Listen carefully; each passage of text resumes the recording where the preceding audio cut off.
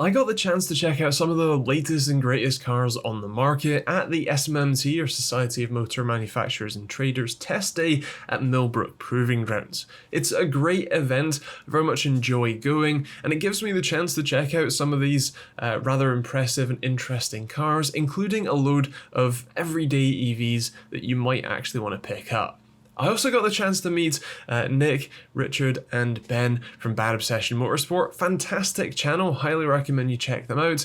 But anyway, let's take a look at some cars. This is a VW ID.4, and it's an interesting experience. We've actually just come from a Mercedes EQS, and you can definitely tell the quality difference. All of the materials in here are definitely on the more budget side. It's definitely a more value vehicle, which makes a lot of sense. It's not hard to have a value vehicle compared to an EQS, but even compared to the Audi Q4 e-tron or the BMW i4, this definitely feels like the next step down, which is why it's in its sort of distinct video. We're going to be comparing this to some of the other more budget-friendly, more accessible EVs on the market as well. But on the whole, it's a nice enough experience. Obviously, coming from any combustion engine going into an electric car, you do have almost a more refined experience just off the bat. One of the interesting things is that in its default standard drive mode, it is very much like a standard combustion vehicle in that the regen braking is not non-existent, but it's definitely more limited by comparison. If I swap it into its B mode or brake mode, when I come off, you do get quite a lot of deceleration. As for ride and composure, it's definitely on the more floaty side. Being a sort of crossover SUV style, you do get more of a almost a disconnected driving feel. You get a lot more of a smoothed out ride, but also a lot less feedback on that ride as well. Oh, that's interesting. It definitely doesn't quite like the more sporty driving, as it were. It's definitely a family car, which makes a whole lot of sense. This is designed to be a practical vehicle. You have a load of space in the back, although arguably, considering this is, well, how big this is, I would say that it's not necessarily as, say, roomy as my Audi S4, my Estate. I would recommend people buy Estates instead, although unfortunately there are functionally no EV Estates, so I suppose you'll have to take that how it comes. As far as the trend of buying a crossover and SUV, this definitely is quite a nice one. The overall driving feel is definitely on the more relaxed, the more chilled side, which is what you would expect and honestly what you would want as well. I feel relatively confident driving it. I feel like it is a safe place to be, and it is a place where I'm not going to, accidentally run off the road, or the brakes don't feel quite right. They feel fine. So yeah, it's definitely not bad. As for the range, obviously we're at the SMMT test day, and so everyone's just been hooning it around the hill course, and it's hard to tell just by, well, hooning it around. But the dash currently rates at 191 miles of range, with what looks to be about 80% battery left, which is okay. It's obviously going to be a bit on the lower side, both for its estimate. That's likely to be lower than if you're, just driving it normally. But it's also likely to be, I suppose, on the lower end of what most cars you would expect to see, and so you might, I suppose, as long as you have enough chargers, it should be fine. And if you can charge at home as well, that will be an important one. Which for this class of vehicle, for this sort of price tag, you're not guaranteed in the same way if you have a Mercedes EQS that you will have, a place to charge it at home. In fact, well, speaking about the dashboard, it is absolutely tiny. Like, it is incredibly small. There's very little information here beyond your speed and the range and the regen capabilities, which is fine. It works okay, but it's very small and it's currently very low, and I feel a little bit weird having it tucked a bit behind the steering wheel. It's fine. You could get used to it without too much difficulty, but it's definitely an unusual design. It's definitely a lot bumpier, a lot more almost sort of crashing around corners and kind of being lumped and thumped and thrown around. The suspension, it definitely is on the firmer side. You don't get that much in the way of body roll, which is nice, but the catch for that is that you also don't get much in the way of compliance either. Now, if a relatively expensive VW isn't up your street, maybe a much cheaper MG is instead. This is the MG 5 EV, one of the cheapest EVs in the market, and is actually an estate. It's quite a rarity to see that. Most are SUVs, if anything, but you can definitely feel that it's the budget option. Of course, it's still a car, it still drives around just fine, even has a decent amount of poke, as it were, to get you going. But it's definitely on the more budget side of things.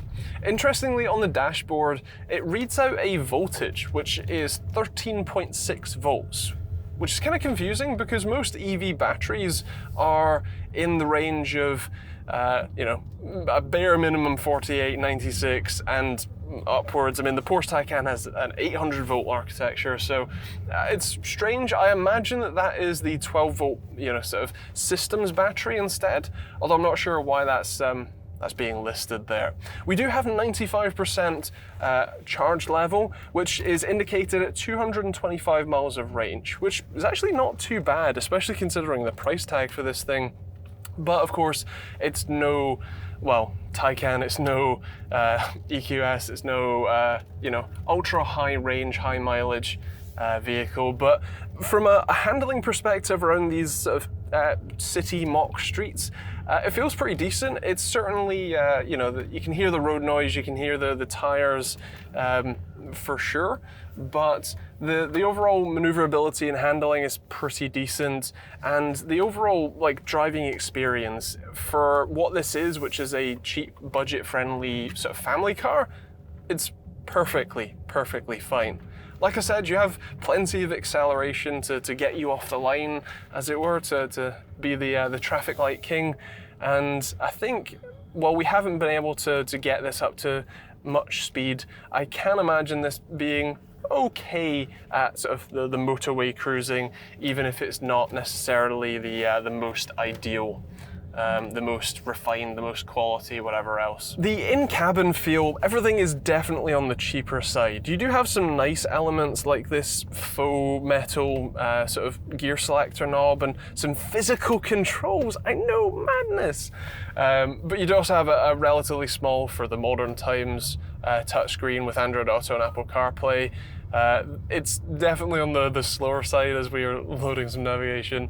But again, for the price tag, it's hard to be all that mad about it, especially considering this is an EV with what seems to be, anyway, pretty reasonable range. And finally, we have what ended up being the standout car of the day for us, the Hyundai IONIQ 5. It's genuinely impressive, and I think you'll see why I like it so much. This is the Hyundai IONIQ 5, and it's a rather popular, rather hot EV, and it's kind of a weird one, because it's sort of in the shape of a standard, small hatchback, but it's also really, really weirdly high, and I'm not quite sure how I feel about it. Inside the cabin is definitely a premium enough experience. It's nice, although the materials are definitely nicer than, say, the VW ID.3 or even especially the MG 5 EV. Obviously a different price bracket and all, but it feels definitely like a more premium car in here for sure. In this sort of tight city streets handling, the steering is remarkably light, and wow, the turning circle. Okay, wow, the turning circle. That is like full lock. I didn't reach full lock there, and I often normally would, which is kind of interesting. So very maneuverable. It's also relatively short in terms of its wheelbase. The bonnet does look like it extends a fair way, but it's quite, it's a manageable size for a lot of people. And I think for the sort of in and around town city runabout class, It's certainly on the more expensive side. There's full lock.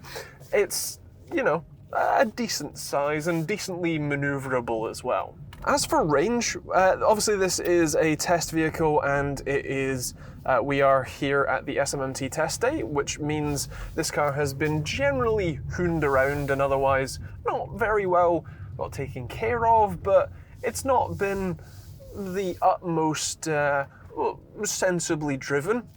So we have 56% battery and we have the screen estimates 119 miles of range, which assuming you extrapolate that upwards, gets you to about 240-ish miles of range, assuming a linear extrapolation, not necessarily accurate, but there you go.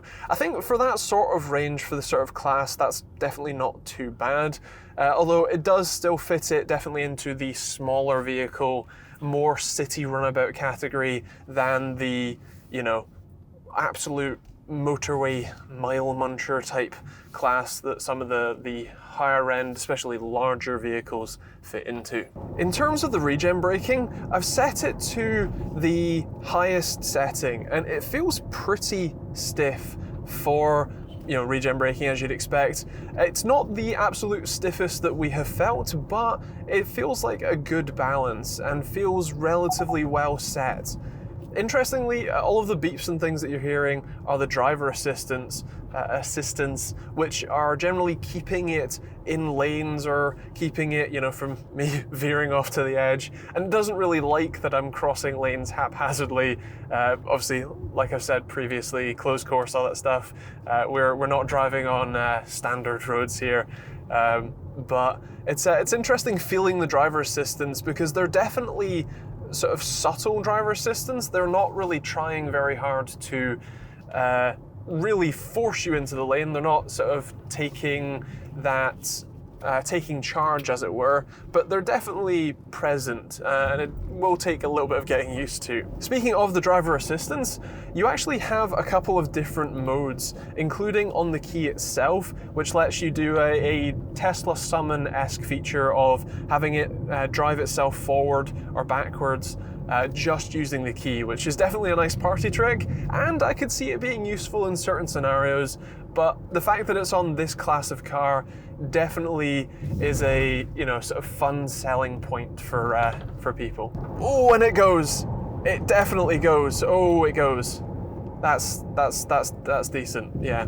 Obviously, it's not the fastest car that we've driven. If you want to check out the other video from the SMMT test day, check that out. That'll be either on the channel now or coming out next week. So stick around. But the performance on this is more than adequate for your everyday needs. You put your foot down and you definitely feel that instant torque, which is a fun experience for sure, and you can very easily get up to speed, or probably over speed, in this. You certainly have the overtaking potential for sure. Interestingly, just using the regen braking, even on this insanely steep hill, is more than enough, more than adequate. I'm barely touching the brakes when I'm going around this course, which is actually a pretty good sign. This is how I'd want to drive an EV. I would be happy to just measure my speed based on my right foot and how far down it is. I don't mind having to leave my foot on just to slow slightly. I can get used to that quite easily. It's when they fake the brake pedal feel, that's when I don't like it. The on-road handling is actually surprisingly good. I think, again, thanks to the EV having its battery pack down low, you get that sort of feel where it is on that sort of planted, firm feel. And actually, it feels pretty fun. It feels pretty playful to drive. You can, be tossing it around without much difficulty. I'm kind of growing on it. The ride height and the fact that we sit so tall, we've actually pushed both our seats down. But even still, we still are sitting in a rather tall position, which I know a lot of people like. Me personally, not so much. But I think it's growing on me. It's pretty fun. I'm not gonna lie, I like it. A little bit.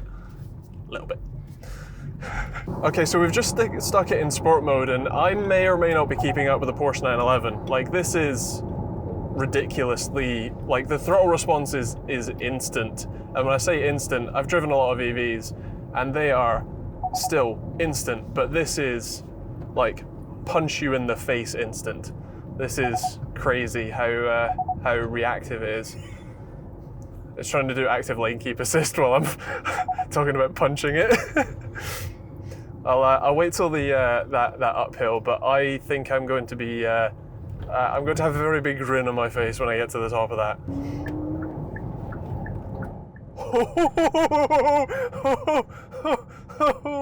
Okay, that's fun. That's fun.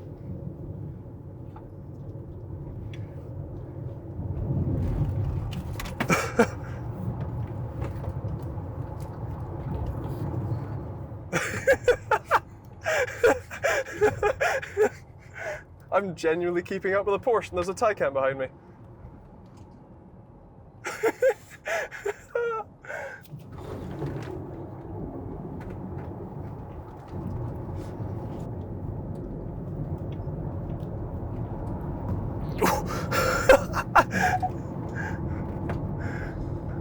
Okay, so I was very much surprised that the Hyundai IONIQ 5 that we're currently in is this much fun. It is an absolute blast. It handles incredibly well, especially for what is a relatively small car.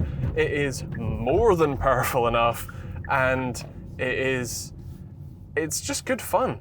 I had a lot of fun in this. I would recommend having a blast in one of these if you can, because it's pretty decent. In terms of a practical car, you do have a decent amount of space, and the boot is okay, but this is certainly an expensive car, even if it is a lot of fun. So that's it from for this video from the SMMT test day of 2022. If you want to see the second video I have coming out in a couple weeks time, taking a look at the high-end EVs, things like the Mercedes EQS, the BMW i4, a bit of the Audi e-tron GT and the Audi Q4 e-tron, then do make sure you hit that subscribe button and turn the bell notification icon on. You can also check out some more videos either from the last SMMT test day, I'll leave those videos on the end cards, or even just some of the other car reviews, first drives and other how-tos and things like that, sort of car stuff explained videos. They'll also be on the end cards as well. If you want to see anything else from me, you have any suggestions or anything like that, feel free to leave those in the comments down below. And otherwise, thanks for watching, hope you enjoyed it, and we'll see you on the next video.